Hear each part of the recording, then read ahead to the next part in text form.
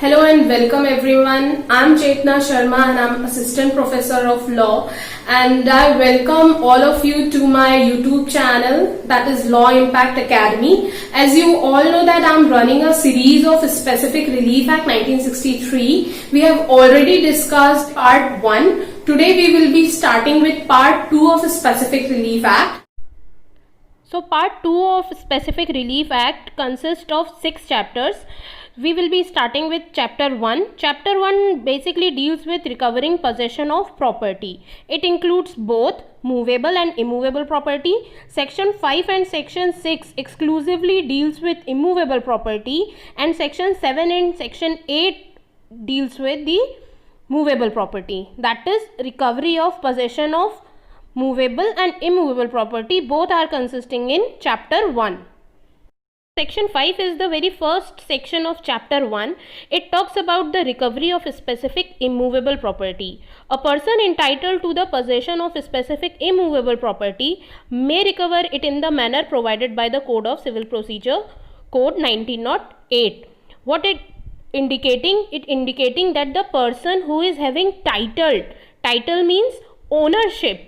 If a person is having title and he is removed from a specific immovable property, then he can go to the regular suit and the procedure that is provided under Code of Civil Procedure 1908. And the time limit, or we can say the limitation period allowed for recovering possession of specific immovable property is 12 years.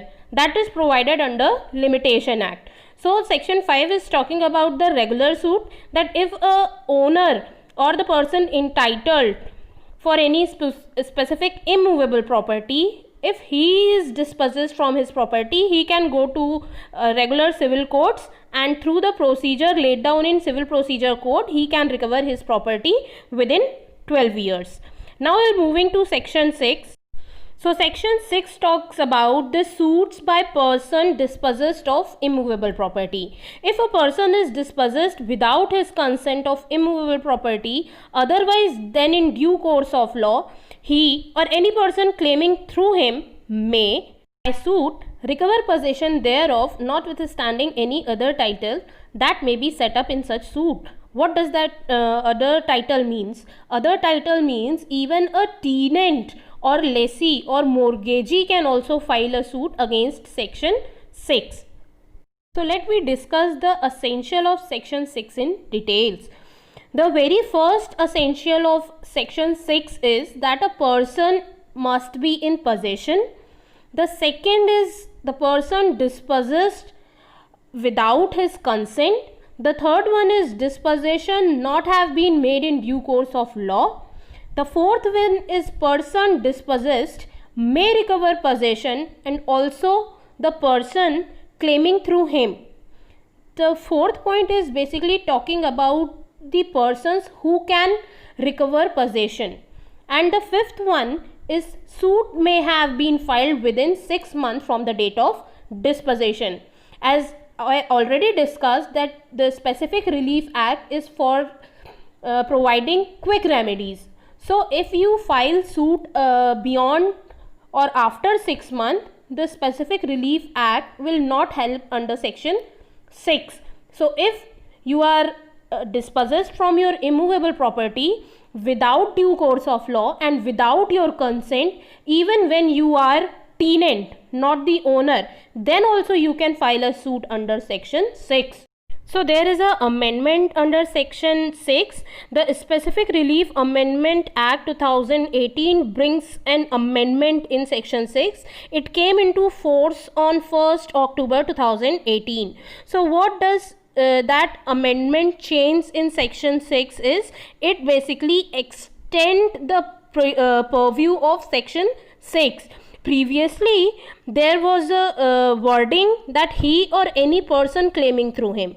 That means any person who derived the claim through him. That is, it can be tenant, it can be lessee, it can be mortgagee. But after 2000 amendment, it also includes the owner. That means through whom he has been in possession, or any person. So basically after 2018's amendment, the owner also include in section 6 that he can also file a suit under section 6 of SRA. So this is all about subsection 1 of section 6 of Specific Relief Act. Now we'll move towards subsection 2. Subsection 2 basically talks about the exception, or we can also say the limitation of section 6. The first limitation is after the expiry of 6 months from the date of disposition, no suit under this section shall be brought. And the second limitation, or we can say the exception of section 6, is that no suit under this section shall be brought against the government. So these are basically two exceptions of section 6. Now subsection 3 of section 6. Subsection 3 talks about the provision that no appeal shall lie from any order or decree passed in any suit instituted under this section, nor shall any review of any such order or decree be allowed. That means only revision is allowed, no appeal or no review will be allowed under section 6 or any decree that has been passed under section 6. That means you have only one remedy available against the decree that is passed in any suit instituted under section 6, and that remedy is revision only. Now subsection 4 of section 6, it talks that nothing in this section shall bar any person from suing to establish his title to such property and to recover possession thereof. When we are discussing section 6, we are discussing that if any person dispossessed of immovable property, there is no question of title in section 6. That means if you want to claim title, or if you want to file a suit to establish a title, then you can go to section 5 and file a regular suit and follow the procedure of CPC. But nothing in this section shall bar any person from suing to establish his title. If any person is having title, that is ownership, he can file a suit under section 5. Section 6 does not impose any bar to such person who is having title.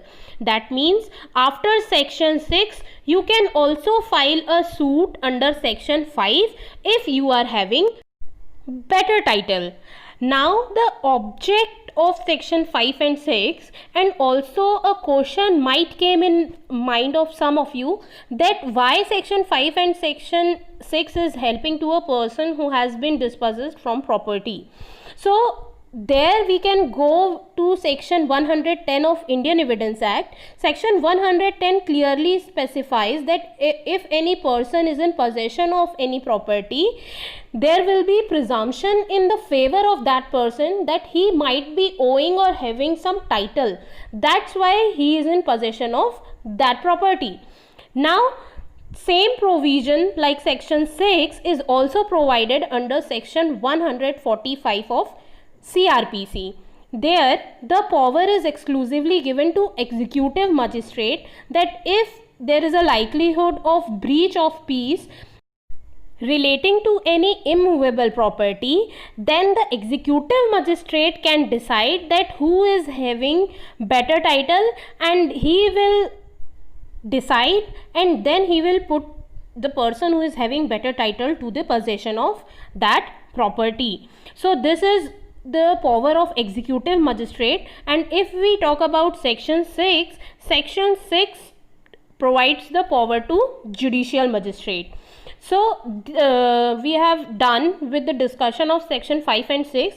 Section 5 and 6 is very important with the viewpoint of exams, because if we talk about MP judiciary exams, section 5 has been asked in MP ADJ 2018 and MP CJ 2015, and the section 6 is continuously in the mind of judiciary, and they are asking it in exams since 2009, except in the year 2012 and 2016. So we can also say that this is the favorite question of judiciary.